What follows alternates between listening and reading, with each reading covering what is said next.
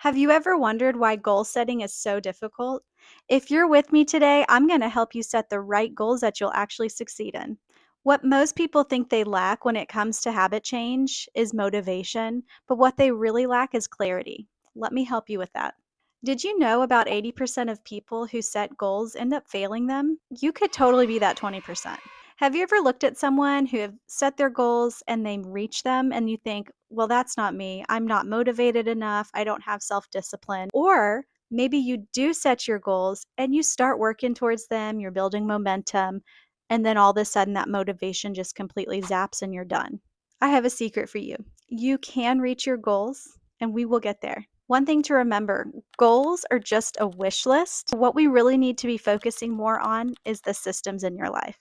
But before I get into all of that, let me just share a quick story with you. We had a patient who her goal was weight loss for medical reasons, and she had set all these goals that she wanted to work towards, and they were exciting and they were great goals, but it felt overwhelming.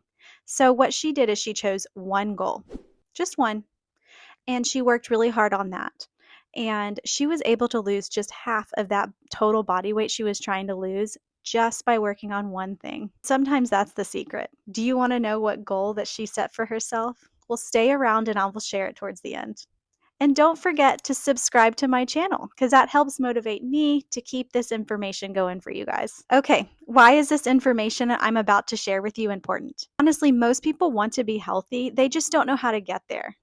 Humans are meant to grow and evolve. Research shows that having goals and or setting goals actually helps reduce feelings of fear and depression and can give you a greater sense of purpose in life.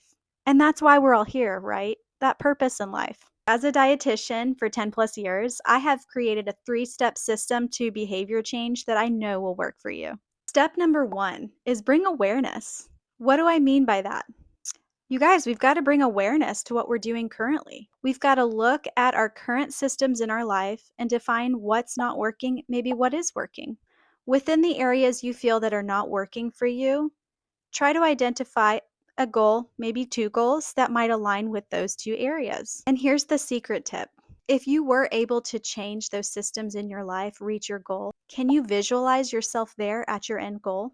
What would that look like? What might change? If you can visualize yourself at that end goal, then it really might be the right goal for you.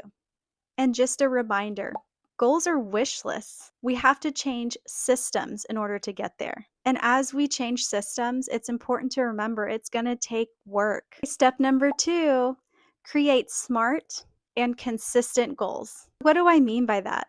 A SMART goal is defined as specific, measurable, achievable, relevant, and time-bound. We typically need all 5 of those in order to clarify our goals. One example could be, I want to lose weight.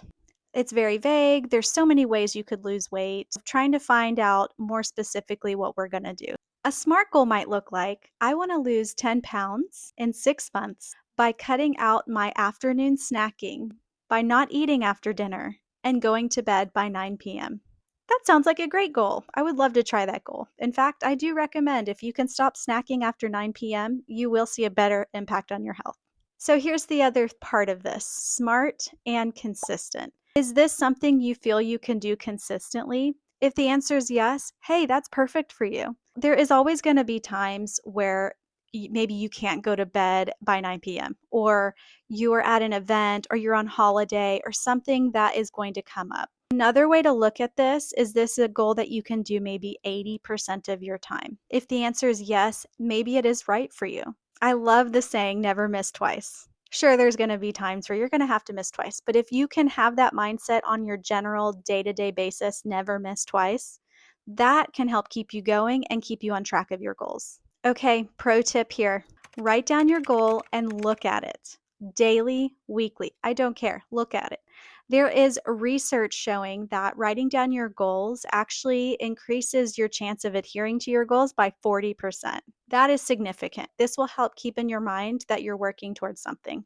Okay, here's the second pro tip that I know you're going to love. Keep a progress tracker. Tracking your progress has been shown to increase that adherence to your goals as well. So let's say your goal is weight loss. That could be writing your weight down daily or weekly, whatever made sense for your routine. Or let's say it wasn't snacking after 9 p.m. Do you have a calendar that you can write a check mark on? Something you can do that will help track your progress will increase the likelihood that you will maintain that goal. Step number 3 to your behavior change is maintenance or pivot. So let's start with maintenance. The best way to see if you can maintain your goal is to set self-check systems in place. Some people might think once a year, New Year's resolution.